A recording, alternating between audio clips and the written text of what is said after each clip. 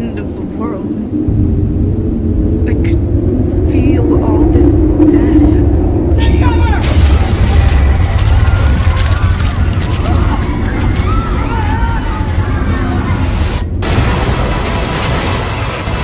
Everything they built will fall, and from the ashes of their world, we'll build a better one.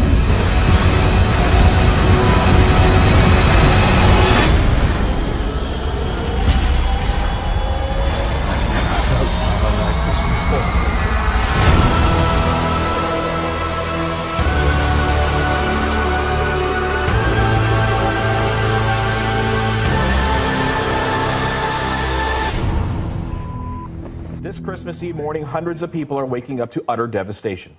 Holy mackerel! The destruction caused by a deadly tornado outbreak cutting across the South and Midwest. See debris.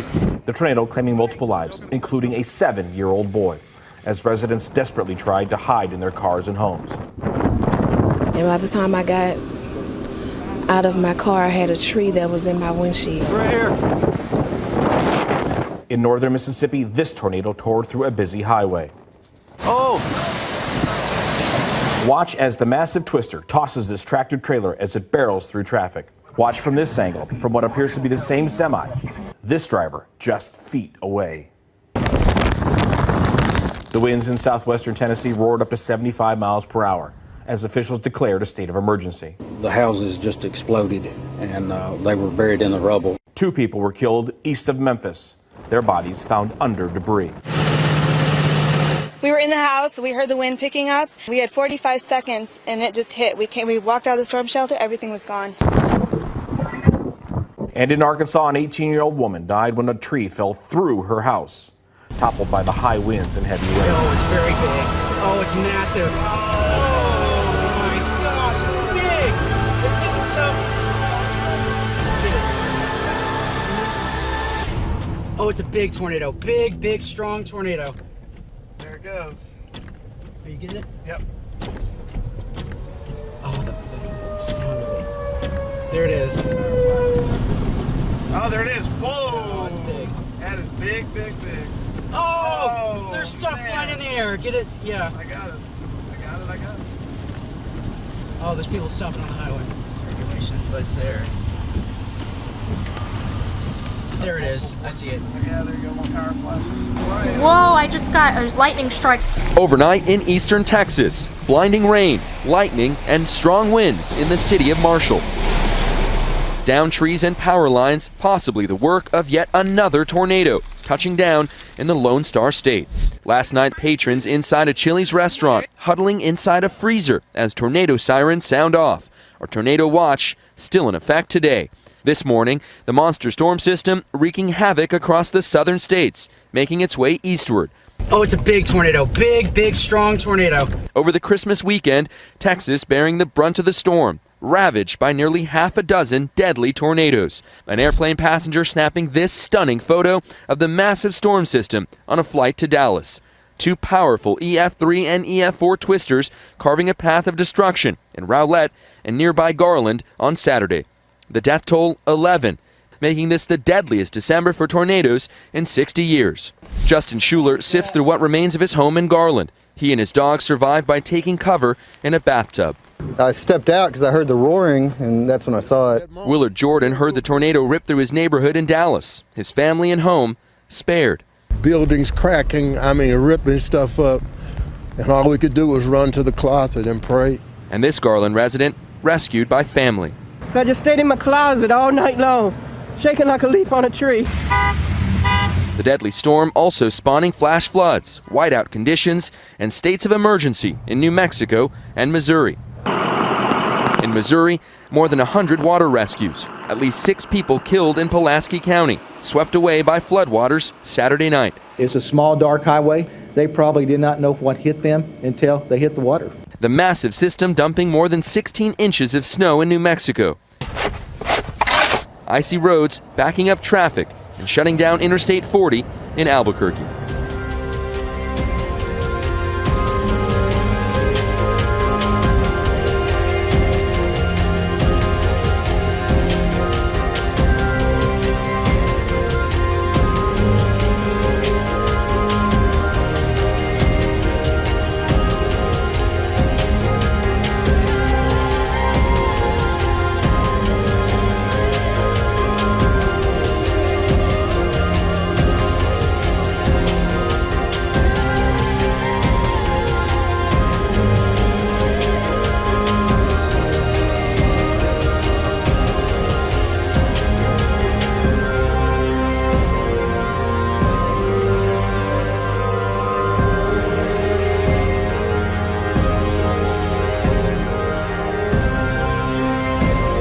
got in the truck and we were headed down the service road, and basically the apartments behind us were spinning around at a couple of 100 miles an hour.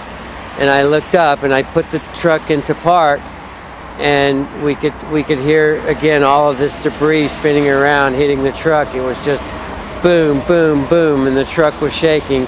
And you know, we knew at that point that all we could do was get down, and I just kept hollering, get down, stay down, stay down. And the debris, you know, shaking the truck back and forth. And it was at that point, literally, I could feel the truck lifting up out of the air, and you know, I thought, I'm gone, I'm dead, and you know, I don't really remember anything, and that's kind of the good news. I think if I could say anything, it's at that point, I don't remember anything. We literally lifted up off the ground, the truck rolled, and you know, God saved us. My Toyota Tundra saved us at that point, and we just rolled and went over into the median, and we came up on the side, on the driver's side of the truck. When the truck started lifting up, we totally blacked out, and we came up and we looked at each other and realized that we were both okay, and we had our seatbelts on, and she undid her seatbelt and climbed out the top, and someone was standing there talking to us. I suspect it probably wasn't long, and we climbed out of the vehicle, and when we came out, there were literally cars that had flown off of the highway and were within feet of us. There was debris everywhere. Literally, a riding lawnmower was just over there. There were parts of the guardrail, 10-foot sections of guardrail that were stabbed just, you know, 5-6 feet into the ground. And when I went to the wrecking yard, there was a piece of 2x4, you know, look, something like that, just a big arrow laying in the back seat of the car.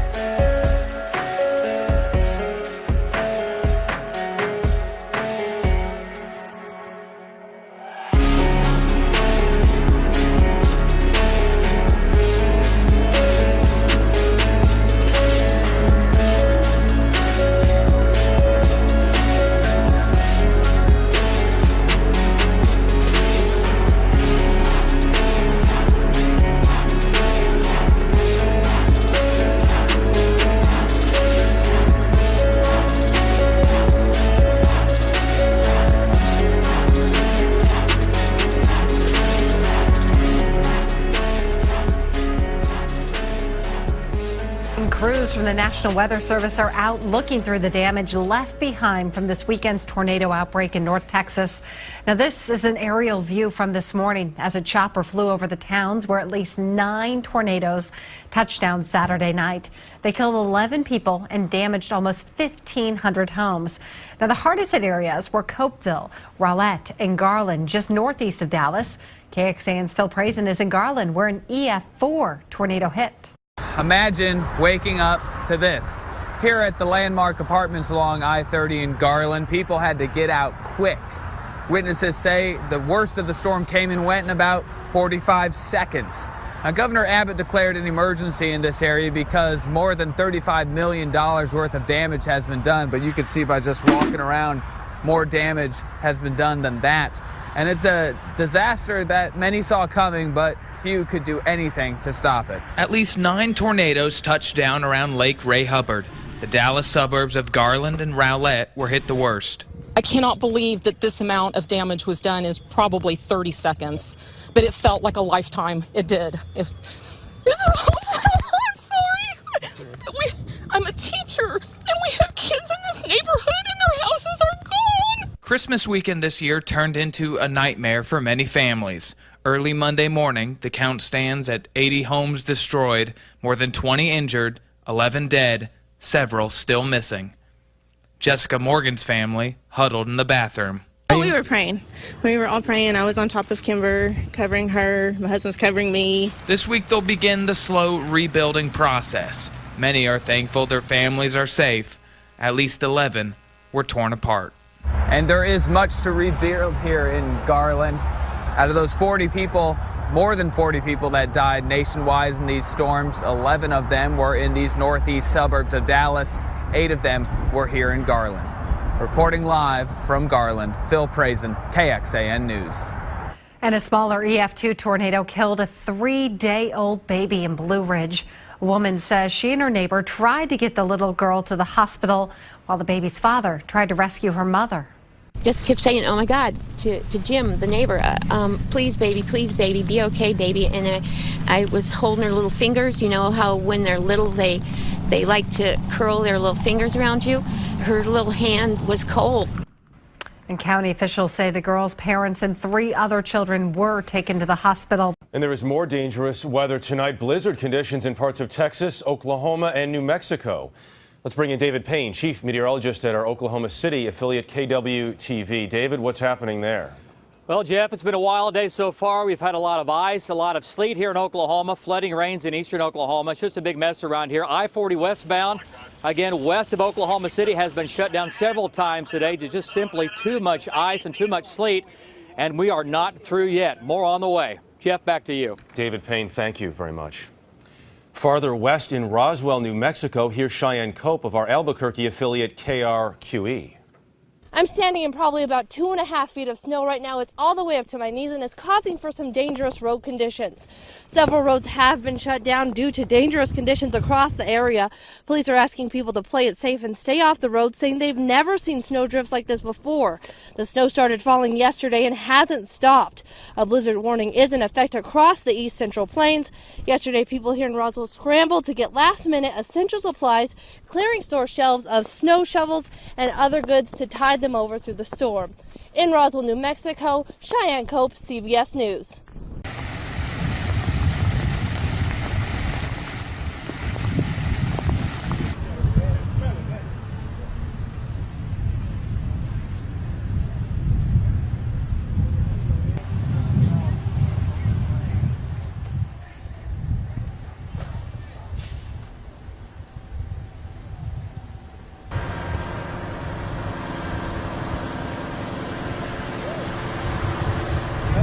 Take.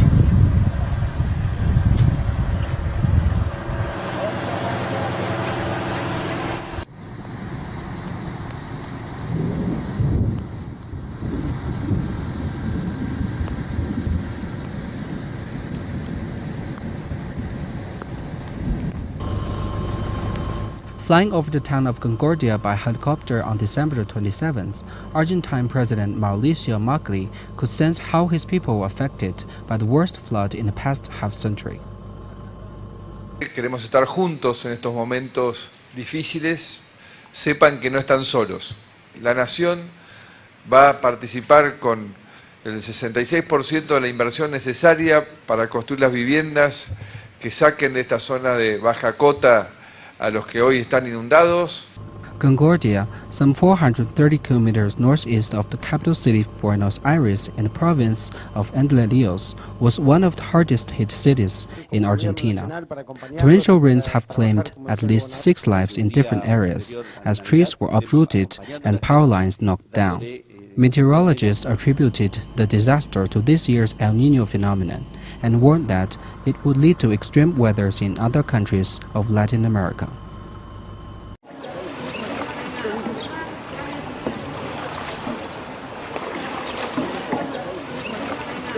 Tienen que hacer algo, porque no puede ser que en este momento haya en Concordia la gente que hay en escuelas. Tampoco hay capacidad, tampoco hay comida, no hay nada.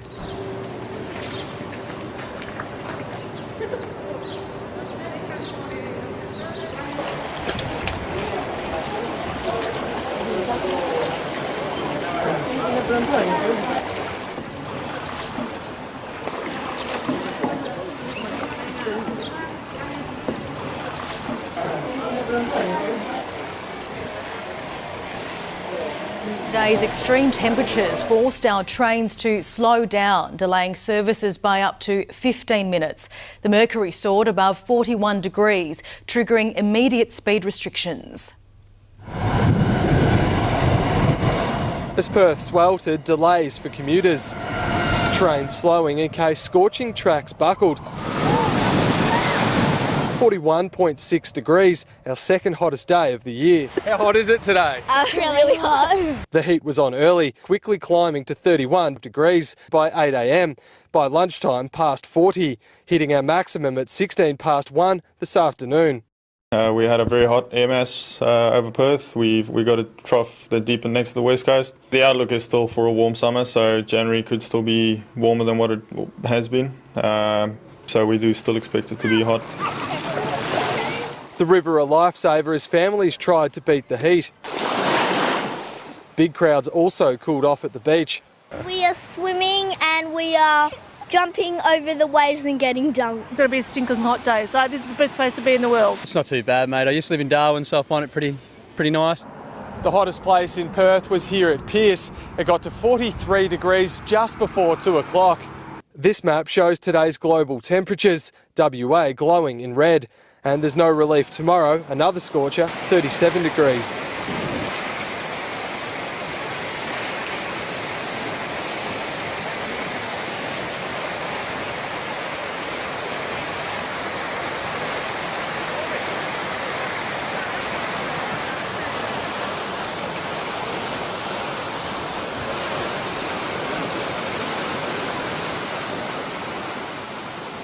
We're dealing with an incredibly serious situation. What has happened, the level of the rivers plus the level of rainfall has created an unprecedented effect, and so some very serious flooding. The Cobra call has been important because we've decided to deploy more military resources, more military personnel to help. But let me say, the emergency services have done a fantastic job and continue to do so, and they deserve the whole nation's thanks. But of course, at this time of year, particularly, we all feel huge sympathy with those who've been flooded and have had to leave their homes. We do seem to face more of these extreme weather events and problems of floods. People are told that things that are 1 in 50 or 1 in 100 or 1 in 200 years, they seem to be happening more often. So what we should be doing is continuing with a very high level of investment in flood defences, more spent in this Parliament than the last Parliament, and in the last Parliament more than the one before that. But whenever these things happen, you should look at what you've spent, look at what you've built, look at what you're planning to spend, look at what you're planning to build, and ask whether it's in the right places, whether it's enough, whether we're doing everything we can to try and help.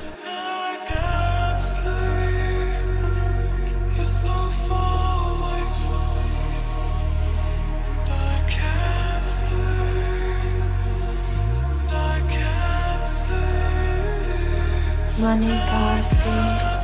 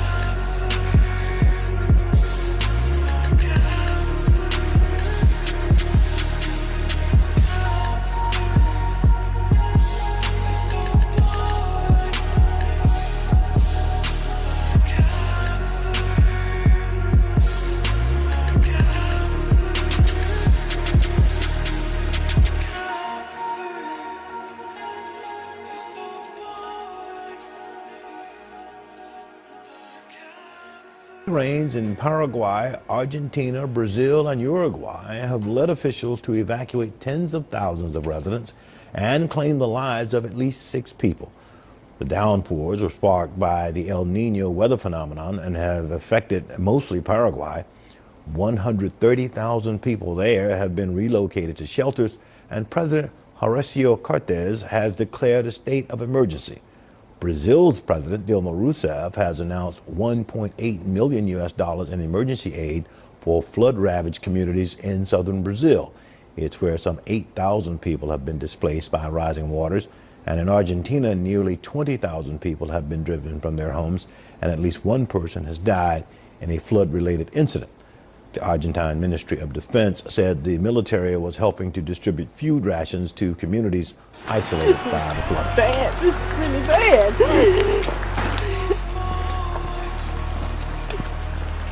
This is where I used to live, and it's gone.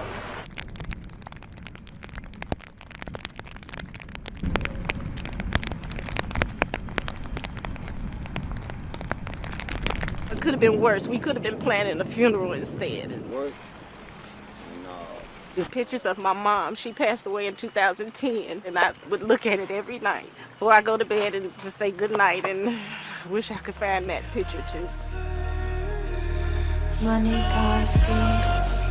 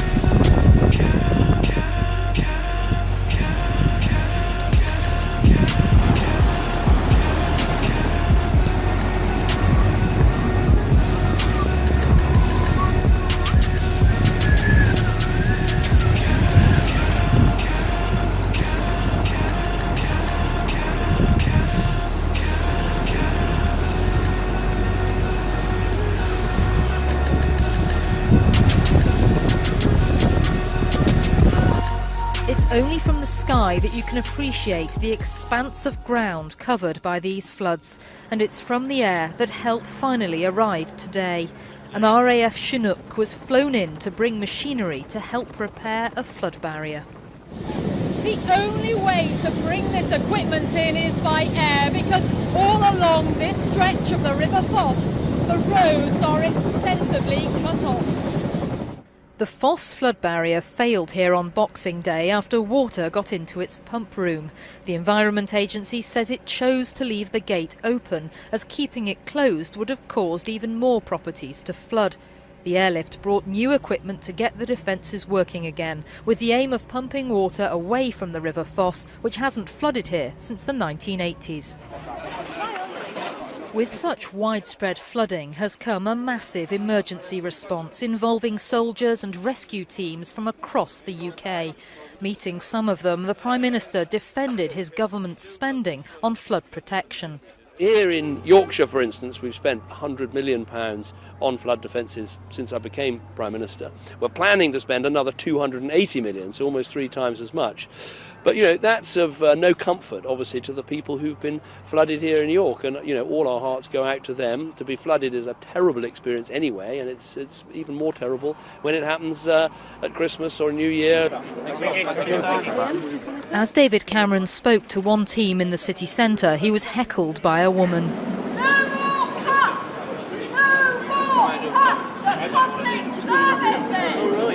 It wasn't clear if she was attacking government policy in general or a lack of investment in defending York against flooding. Meanwhile, out in the city centre, the rescues continue. Wheels are no use along here, and so travelling by boat is the only way for teams like this one from the West Midlands to reach people. We've been deployed 3 times in the last 12 hours. That's ranged from medical emergencies, assisting the ambulance crews to get people from the addresses that are unreachable by land ambulance. All day, those stranded in their homes have been ferried to safety, whether by boat or by piggyback. The job to get absolutely everyone to dry land.